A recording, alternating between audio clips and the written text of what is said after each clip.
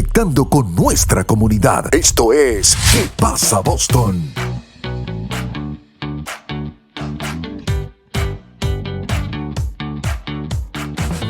Buenos días, Boston. ¿Cómo están, my people? We're here today with an amazing guest, and I want you to pay attention and start thinking about how this is going to give you an opportunity and make you aware of the situation that we're living today.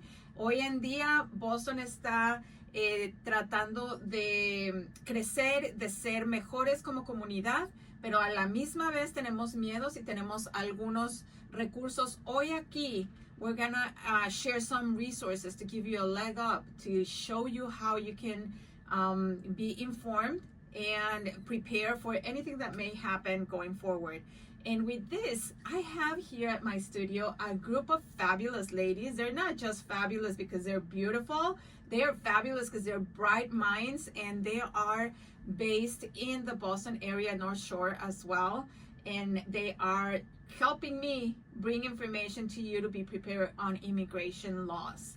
Welcome, Nancy Norman and team. Thank you. I am so excited to be here.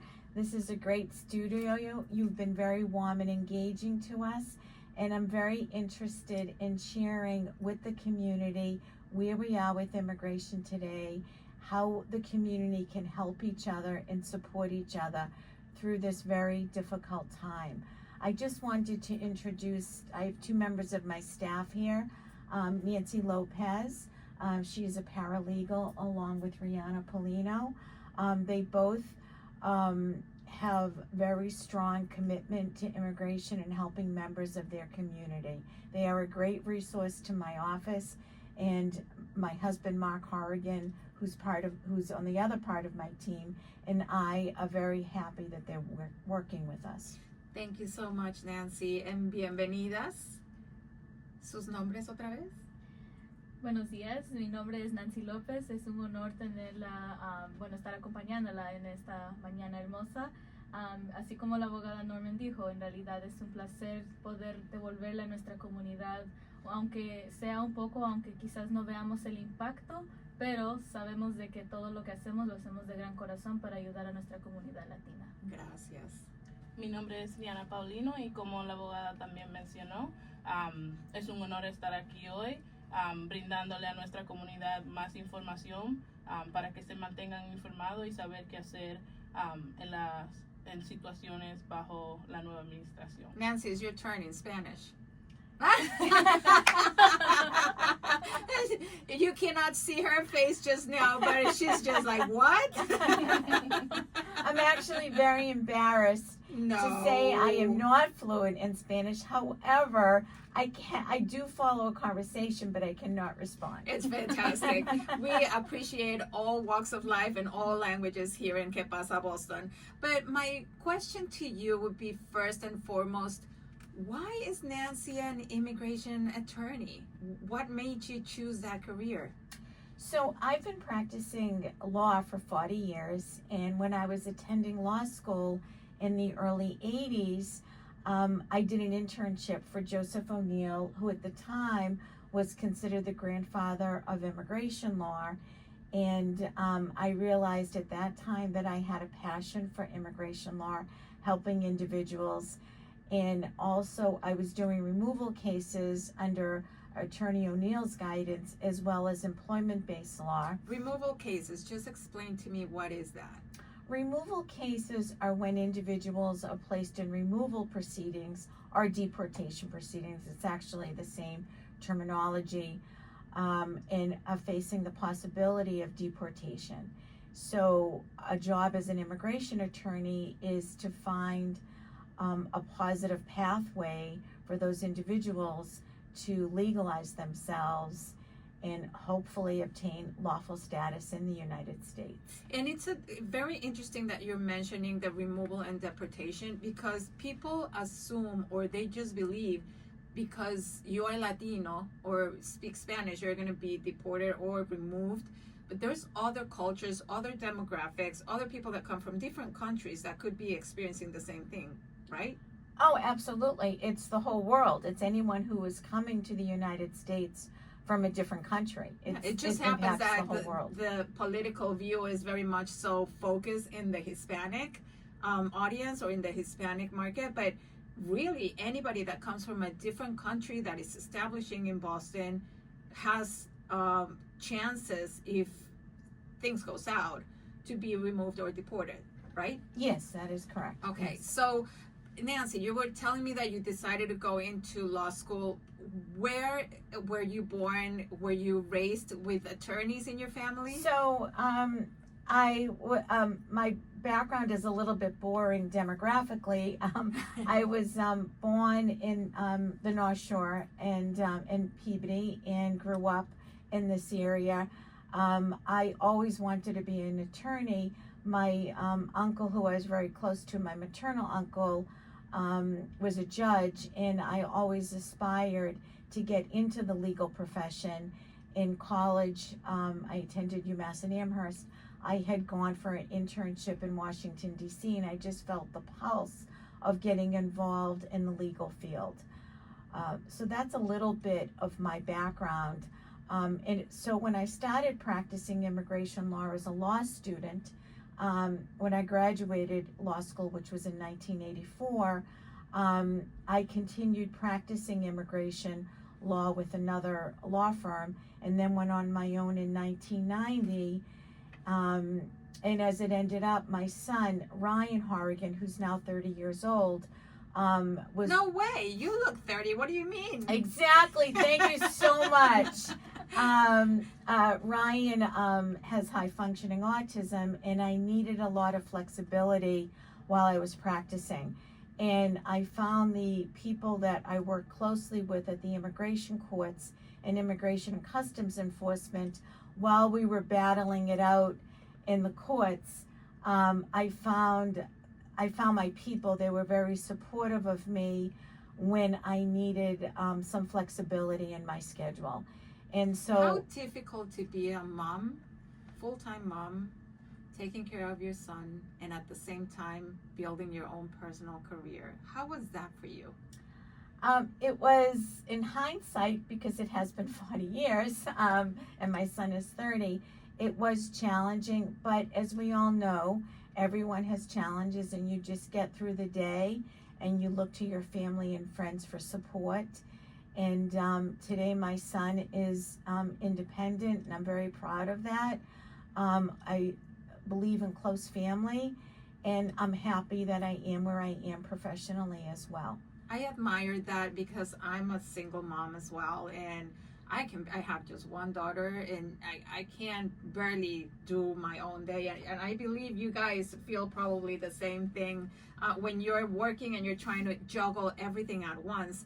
And immigration and law and just anything that has to do with books and studying and being refreshed with like whatever changes are happening, because your industry is, always updating, and there's new bills and there's new things that you have to remember. I admire women that do it all. So Nancy, you have my respect. Thank you. Because it's not Thank easy. you. Thank you.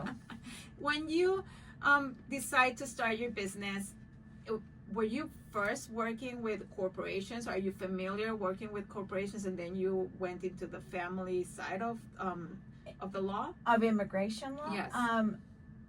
I did what's called employment-based business immigration law. Mm-hmm. In addition to doing removal cases, I was much more involved in continuing legal education for other attorneys when I was younger.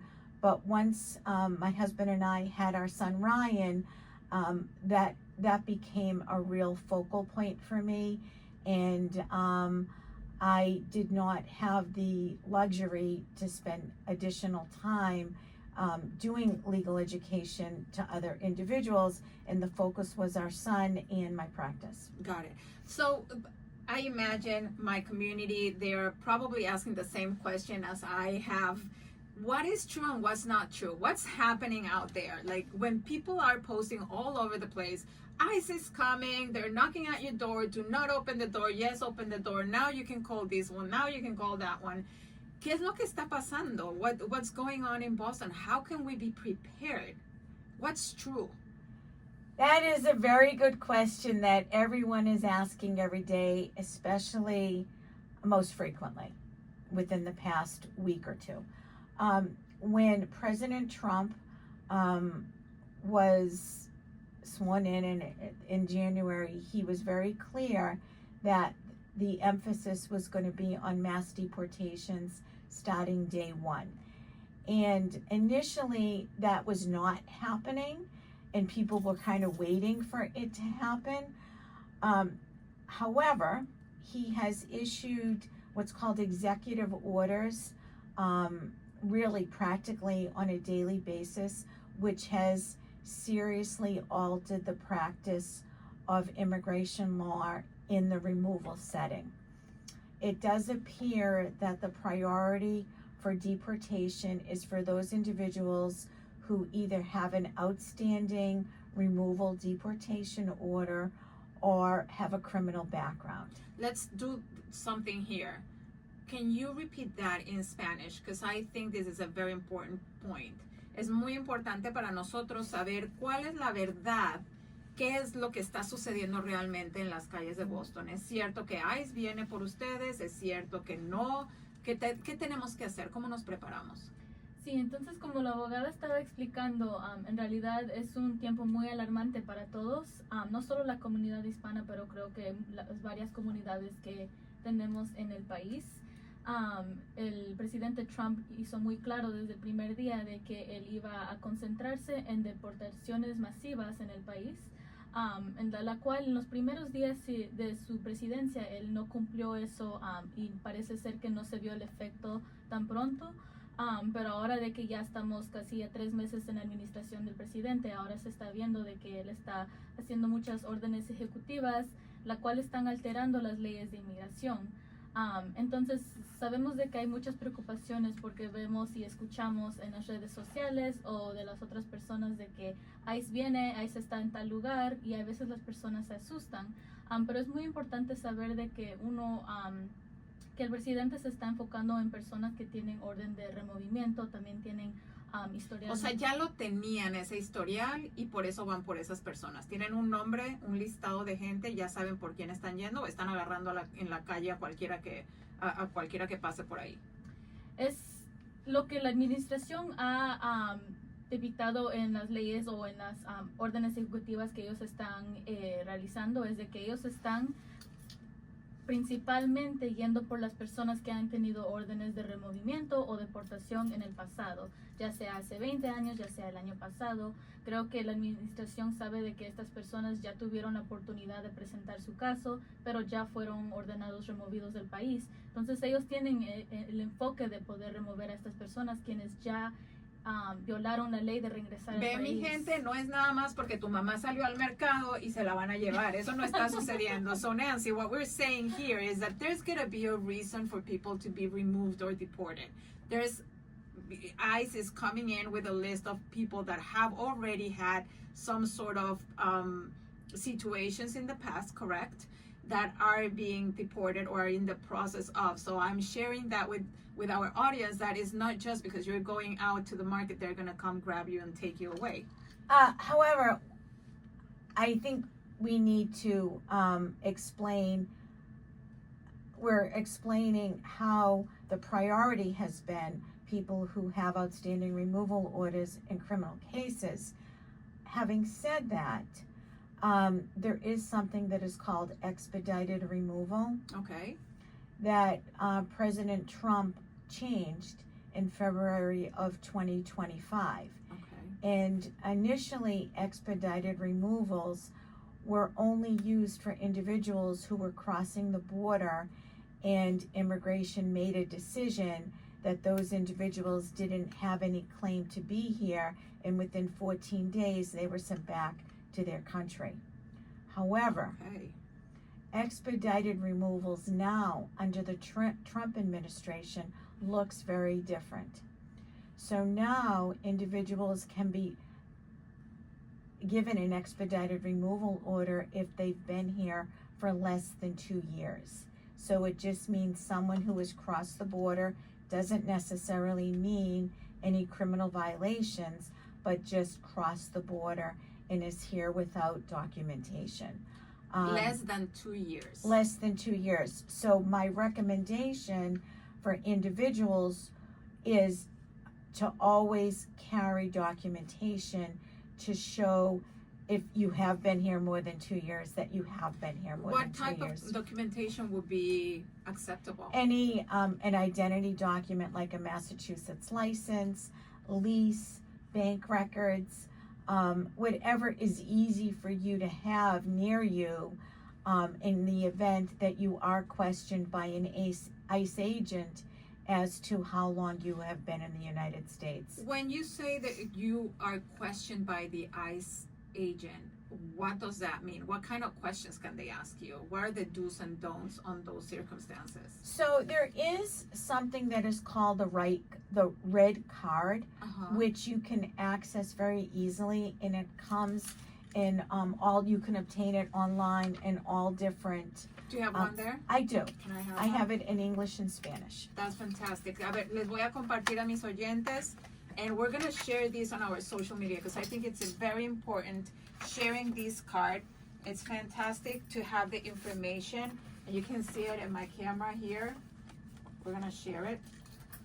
So this card, what it says here, no abra la puerta sino un agente de inmigración está llamando a la puerta. So you were right, or I was, they are right, my audience is right, like when they say do not open the door if they're knocking at your house, right? No responda ninguna pregunta de un agente de inmigración si intentan hablar con usted. Do not respond to any of the questions they're giving you because you have the right to stay quiet, silent. Usted tiene derecho a permanecer en silencio. No firme nada sin antes hablar con un abogado. Do not sign anything before you speak to an attorney. Si está fuera de su casa, pregúntale a la gente si puede irse, y si le dicen que sí, hágalo con calma. You can always ask the agent if you can, you're free to go. And if they say yes, you can just leave in calm and peace that you're okay. Entregue esta tarjeta a la gente si está dentro de su casa. You can just share this card to the agent if you are in your house, and this has the attorney information as well. So Nancy, this is so helpful. Thank you for sharing this with us. What can they do, or who can use these cards? So really everyone should have that. I think what it does is it also gives the individual some empowerment and some very important information. So while the individual is able to say, I want an opportunity to speak to an attorney, I think it's important to also understand psychologically when we're put in this type of a situation, all of us panic and all of us get very anxious. So I think having the card is very helpful on an emotional level. I think it's also important to understand that the ICE agent is probably going to be very confrontational, and you need to keep yourself in check when you're responding, and do not be argumentative on any level. When ICE is around, people tend to hide because they're afraid that something's going to happen to them. My daughter came to me at one point and she said, Mom, I heard that ICE was around the school. What's happening with schools? What's happening with children? How can I know, and how can we know that our children are going to be safe? So there has been a long-standing policy that ICE agents would not go into schools or churches, and that has been a long-standing policy. Under the Trump administration, the policy has changed, and the language was taken out of the policy so that ICE agents now are allowed to enter a school and enter a church. But I don't see that happening in real time. I'm not saying it's not going to happen. Once again, the language was omitted from the policy, but I'm not sure that was just to create chaos and anxiety for people. So far, I have not seen that. Having said that, in the past day or two, I have heard some rumblings that the Trump administration is going to start to make it a priority to go after what's called unaccompanied minors. And those are children who have come into the United States under the age of 18 without parents. ¿Podemos repetir eso en español, por favor?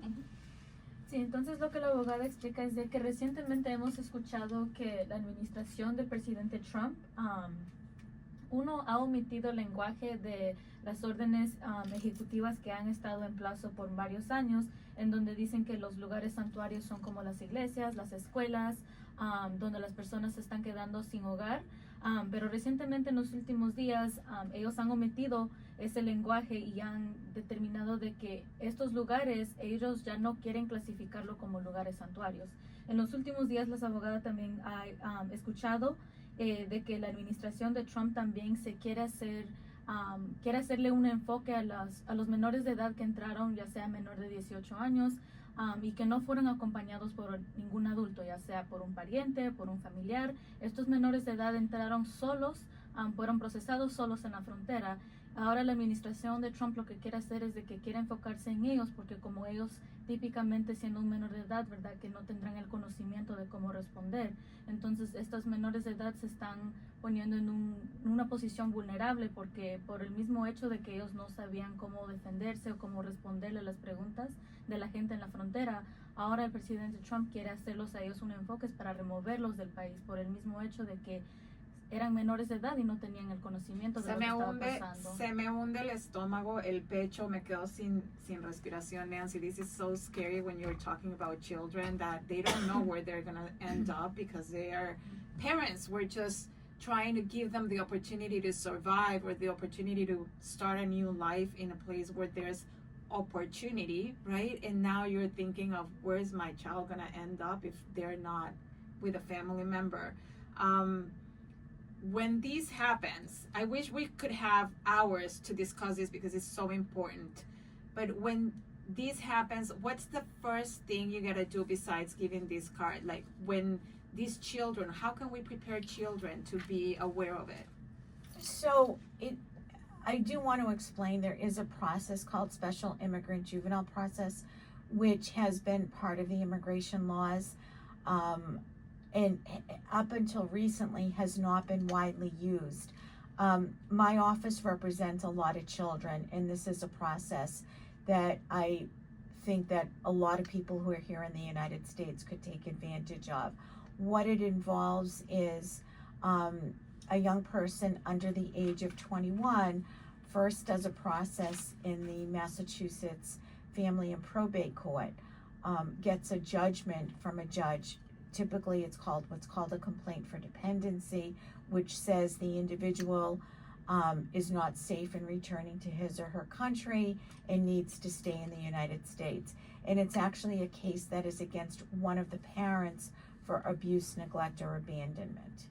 And once there's a finding in the Massachusetts Family and Probate Court, then there is a process called a Form I-360, which is a petition for a special immigrant juvenile that is filed with USCIS. And once it's approved, the individual is in the status called deferred action and is eligible for employment authorization. And deferred action is an important status because it basically means the person is allowed to continue living in the United States.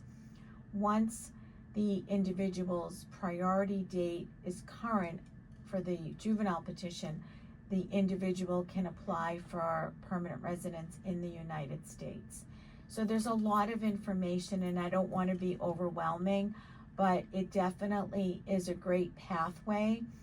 And my advice for individuals who are here in the United States is to consult with someone to see if you are eligible for any benefits or any relief. And I think that is, I know that is the most important way to be proactive. And you mentioned something very important, benefits and relief.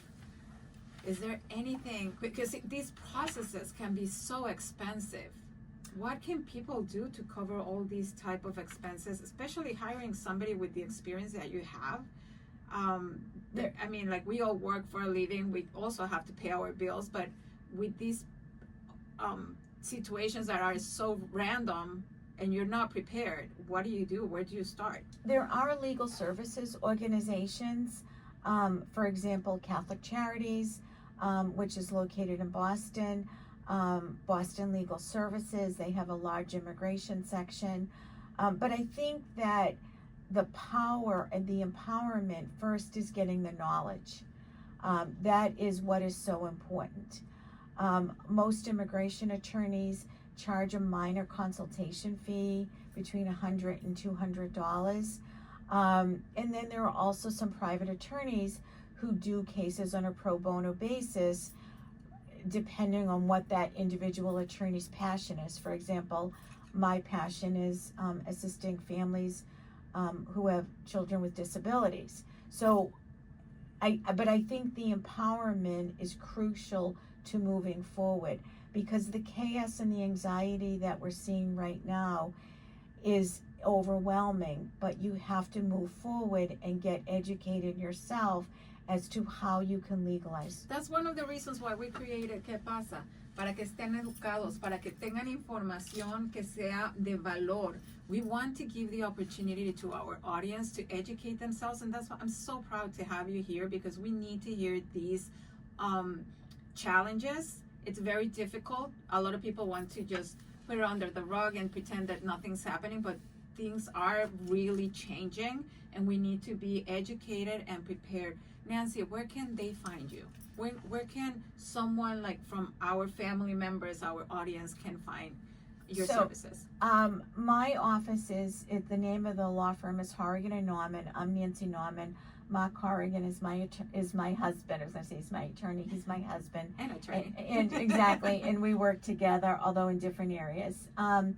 And we are located at 330 Lynn Way, Suite 111 in Lynn, Massachusetts, 01901. But you can also just check us out on the web under Horrigan and Norman LLC. ¿Nos repites en español todos los datos, por favor? Sí, entonces nuestra oficina está localizado en la ciudad de Lynn. La oficina se llama Horrigan Norman. Estamos en el famoso edificio del reloj en la 330 Linway de la ciudad de Lynn, código postal 01901. También nos pueden encontrar en el sitio web horrigannorman.com. También estamos en las redes sociales como Horrigan Norman. Ya sabe, mi gente, tienen que compartir esta información. You need to share this, because this has a lot of key information. You have to replay it again and again, and definitely be aware and get the information from the right source, because we try to just listen to TikToks and Instagram Reels. Not everything that you see is real. Go to a really truthful source that is going to give you the right information. Y por eso Que Pasa está aquí, para darte la información correcta, con los recursos adecuados. Queremos darte todo lo que sea para que tú tengas la oportunidad de echar para adelante. You know it. Listen to us at iHeartRadio on Jammin' 94.5 and Rumba 97.7 on Sundays. And you can also download the app and select Que Pasa Boston as your favorite podcast, and listen to us and share it with all your family members. See you next Sunday. Thank you so much, Nancy, for being here. Thank you, team, that you're a wonderful group of women that are supporting our community. I appreciate it very much. And thank you. It was great meeting you and coming here and discussing topics that we're all passionate about. We'll be sharing this for sure. Thank you, everybody. See you next Sunday. Esto fue Que Pasa Boston con Gabriela Salas. Síguenos para descubrir más historias de nuestra comunidad.